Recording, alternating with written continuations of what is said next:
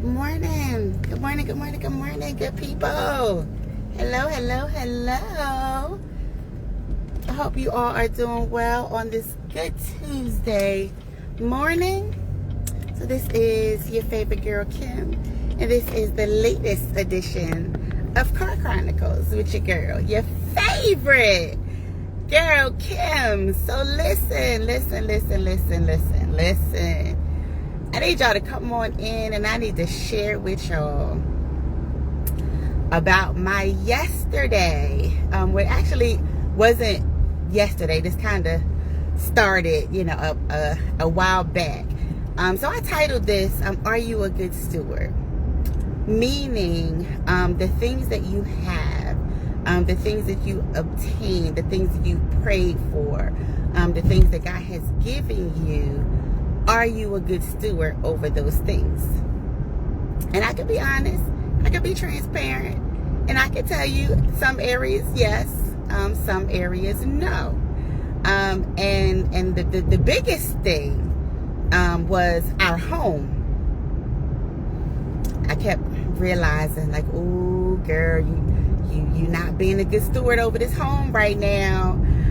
So the one thing, fun fact about me, before my husband and I got married, I laid it all out on the line for him. I told him, I said, listen, I'm not that domestic goddess. I'm not. Listen, I know how to cook. I don't like to cook. Cooking is not my favorite thing on the list. I know how to clean. I don't necessarily, like to clean. I'm not dirty. I don't have bugs and stuff all over the place. But it might take me a minute to do the dishes. It might take me a minute to get around the dusting. And, I'll do the laundry. I'll wash it. It might take me a minute to fold it. But I was honest. Listen, hey, Joseph, hey, SVP. I was honest. Listen, before you think about whether you want me to be a wife, you need to know I like to work. And I like to pay the people that like to do all this stuff that I don't like to do. However, you're still supposed to be a good steward over the things that God has blessed you with. So, we've been in our house for 4 years. Y'all know I work. Y'all know I have several businesses. So by the end of the night, I don't feel like it. I just don't. I don't feel like it. I don't feel like it. And how long can you go with I don't feel like it before that thing pile up on you? You can't go too many days, weeks, months, possibly years of I don't feel like it, and it don't catch up with you. So I'm just kind of looking around my house and I'm like, Lord, I need my house clean. Lord, I need my house clean. Lord, I need my house clean. But I don't want to do it. So, listen, I didn't think house cleaning or getting a house cleaner, housekeeper, whatever they call, those people that are blessed and highly favored in those areas. I thought they was for rich people. I did. I didn't, I just couldn't, wrap my brain around how much that was going to cost. And I also didn't think that was something that black people did. Because I know that when we was kids, and if any of my cousins happen to chime on here, we was the housekeepers. There was no going outside if you ain't do the chores. Shoot, we was the ones doing the windows and mopping and sweeping and vacuuming and doing the dishes and the baseboards and all that foolishness. So I certainly didn't think, so I love the neighborhood that I live in. I have the most phenomenal neighbors. And I'm seeing these these cars, you know, with the different, you know, house cleaning services. And so finally I asked my good next door neighbor, my sister Libra friend, love her to pieces. And I just broke down and said, listen, if you don't mind, can I have the number of the lady that you use? Because, you sometimes, you gotta kind of step out there to see. So, I kept saying it, God, I want my house clean. I need my house clean. I need to get this house together. You blessed us with this house. This don't make no sense, that, whew. So finally got up the nerve to text the lady, and they came to do, an evaluation. So I have discovered in this and talking to people, more people do this than what I actually realized. So what I found out was that people actually clean up before the cleaning people come. I didn't do that. And I wasn't going to do that. Because if you're going to give me an estimate of how much this going to cost, I need you to see what this genuinely looks like. So you can just go on ahead and give me a price. Either I can afford it or I can't. I'm not going to pretend. I'm just not. I'm not her. I'm real. I'm honest. I'm super transparent to a fault. So they came in, did the evaluation, and they're a beautiful Hispanic family. Love them to pieces. Y'all know how y'all go get your feet done, and the Chinese people talking, and you think that they might be talking about y'all. I know they was talking about me. I know they were. Oh my gosh. So she came down and she gave me the estimate. I thought she was going to tell me double what it costs. I promise you I did.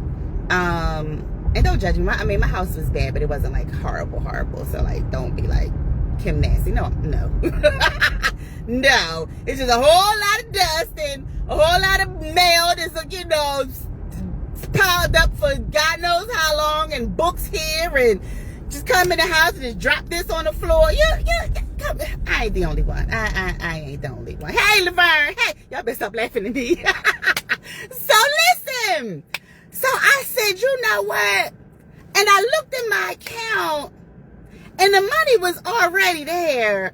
So when I started thinking about it, I had to think back, how many times God had given me the money to get this done over and over and over and over and over again. But it was me that actually didn't take the step to move forward to find out, if what I'm asking for, what I'm praying for is going to actually be, become a thing. So I looked at my account. I set the date for as soon as possible, which was yesterday. And when I tell you, and once again, I ain't cleaned up nothing.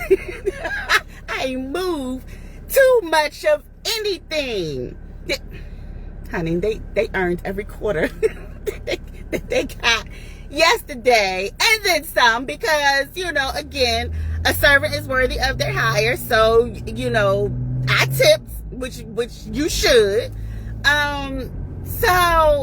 But this is the one thing. So my husband, yesterday, he called me on his break, and he said, baby, I just want you to know that I see you. I see the things, that you're doing, and I appreciate you. That meant the world to me, because this wasn't just something that I needed. When I tell you, my house is beautiful. It is restored. It is back to what it was when we first moved in, 4 years ago. They did the deep clean from top to bottom. And I was happy. He was happy. I got the kids' bathroom done. They were happy. Because even my daughter, my kids work. My sons, we working, entrepreneur. My daughter work. I never know her hours. She ain't never.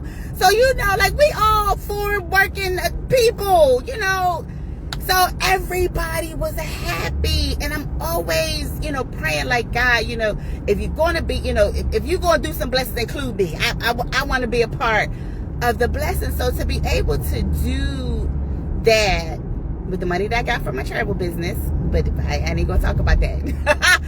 So yes, the money that I got from my travel business afforded me the ability to be able to get my house cleaned and to be on a regular schedule. So that's not something, that I got to worry about. My husband got to, he ain't got to, look around and, it's just the calm, the serenity, the wonderful fragrances that they put, the little touches, that they did, the extra, little extra stuff. It was wonderful. So just be a good steward over the things that, God has blessed you with. Now, and I kind of want to use my husband as an example. Not talking about, not picking on him, but, I kind of get on him all the time about his car. I got his car detailed for him one time. I did all of that. So, and I had to have a conversation with him. I'm like, babe, what is going on? Why do you let your car look like this? And I'm always, be a good steward, be a good steward. So what happened was, he had this one car that, he adored this car. He had pristine. He did everything from top to bottom with this car. The car was stolen. So because of that, every automobile that he's gotten since then, he just didn't care anymore. So, and how many of us are like that? We let one experience keep us from doing the right thing with the next thing that we get. Are we doing that in relationships? We was in a bad relationship, so now everybody else got to suffer because this one person was trash. Just saying.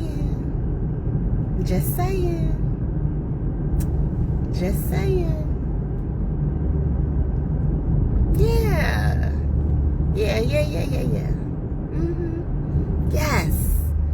So every time you get the thing that you prayed for, the thing that you asked for, the things, that God has blessed you with, make sure that you are being a good steward over it.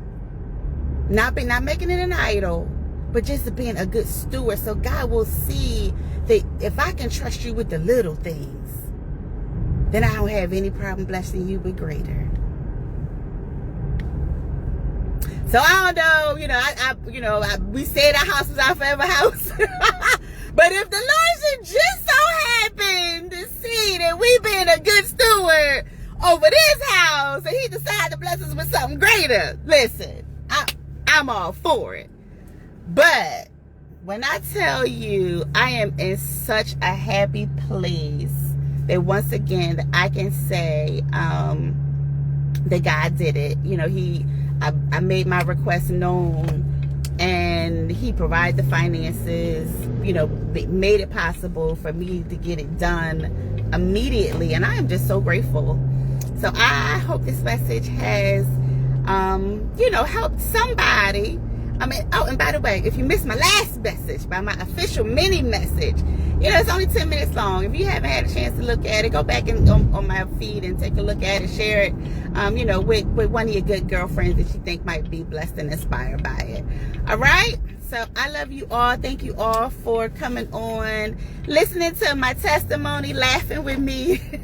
As y'all know, I believe that laughter is medicine. And just have a wonderful day on purpose and with purpose. And please know that I love you. And there's nothing you can do about it but love me back. So have a fantastic day, y'all. Talk to y'all later on the next episode of the Car Chronicles with your favorite girl, Kim.